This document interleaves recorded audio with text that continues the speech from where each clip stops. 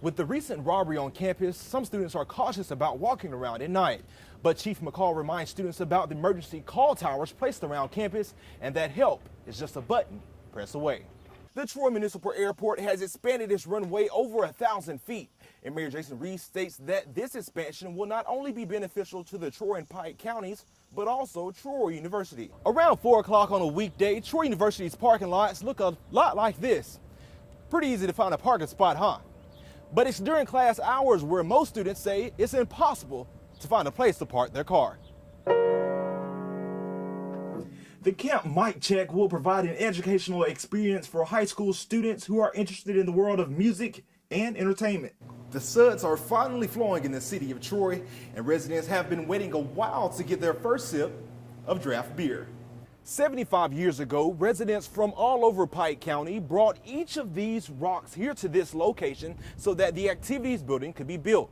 And even though it hasn't been used in 20 years, current residents of Pike County say it's time for the building to be renovated and reopened.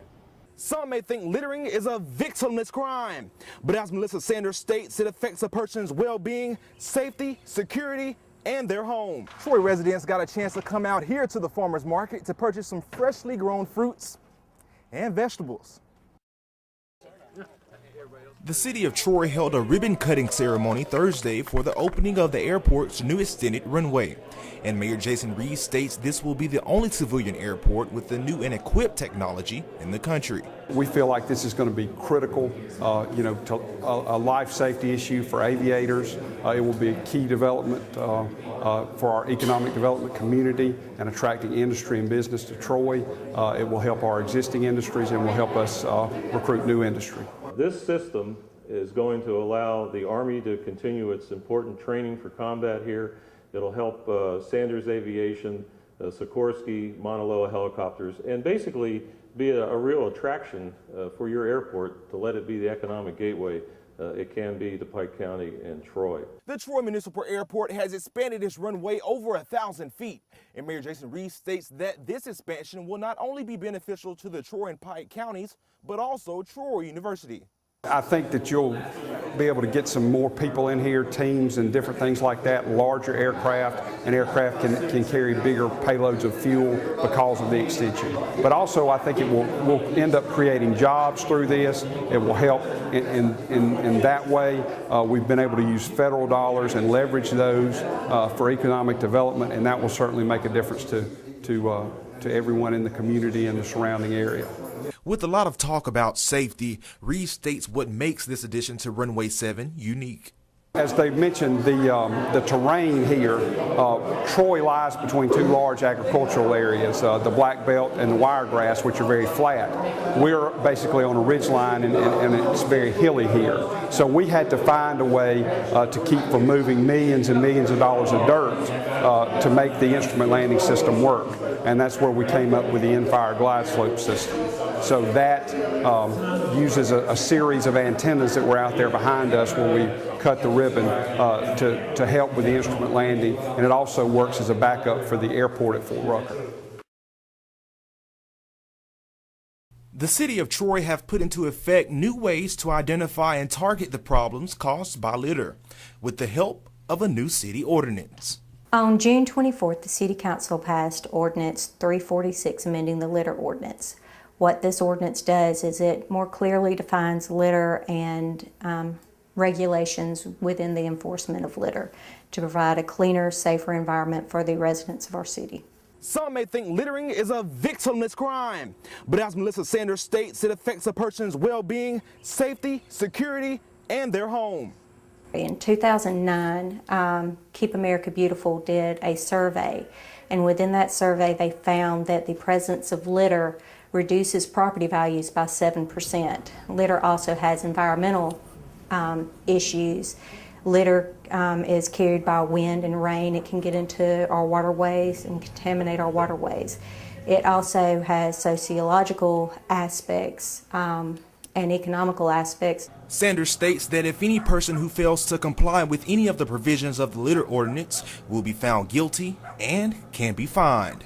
There are stages of penalties as far as litter is concerned. We do have a specific timeline for correction, which is also within the ordinance, such as party litter. If you have an event or a party at your house and there is litter from that event or party, you are required to clean it within 24 hours of that event as soon as possible. The first conviction, if you fail to comply with the provisions of this ordinance, it is misdemeanor.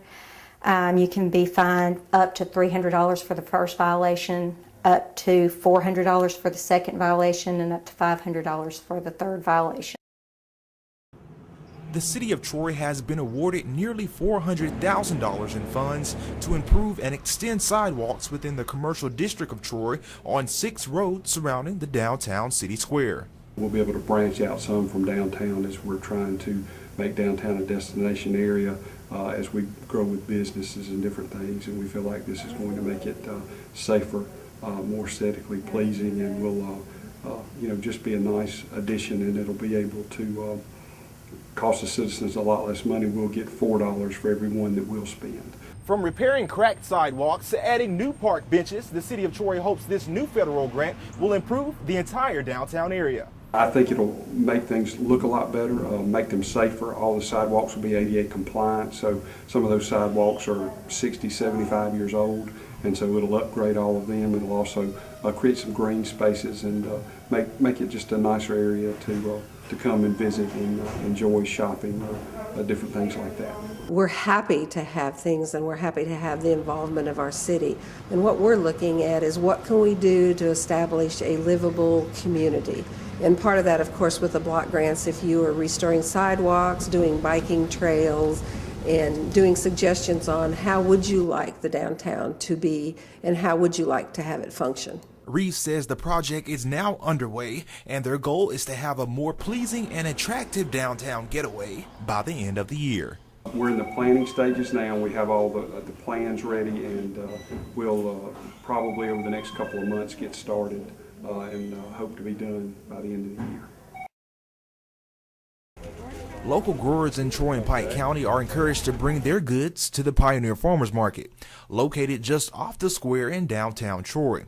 All producers grow and make what they sell. However, their main goal is to provide fresh quality produce at affordable prices.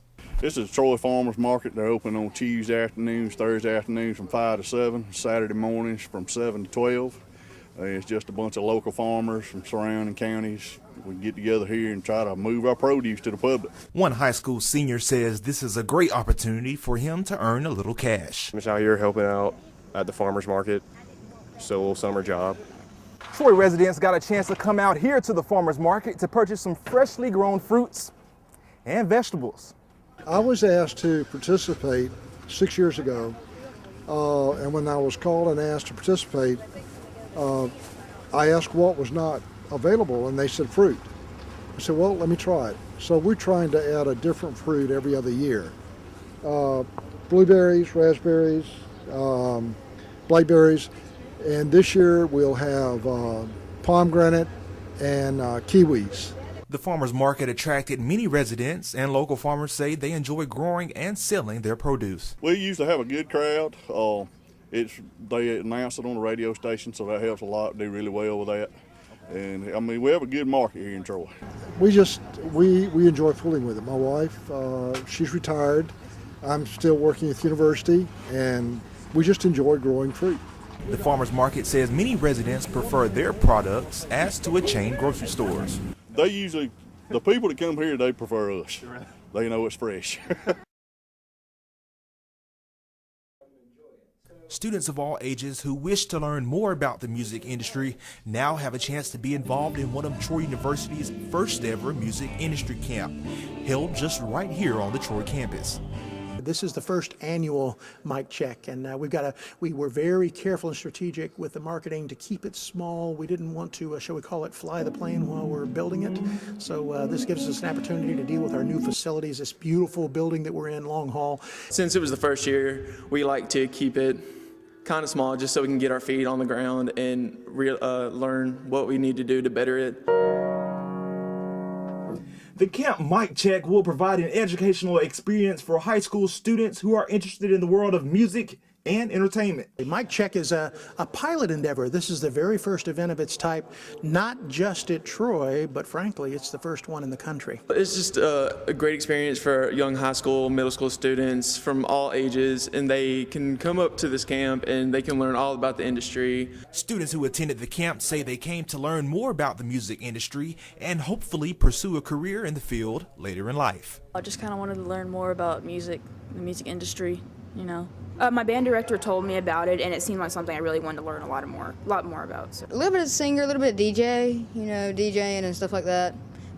My dad did that, and I was kind of trying to get into it. My mom, she found out about it, and so she just decided to let me come here and learn more about music and stuff.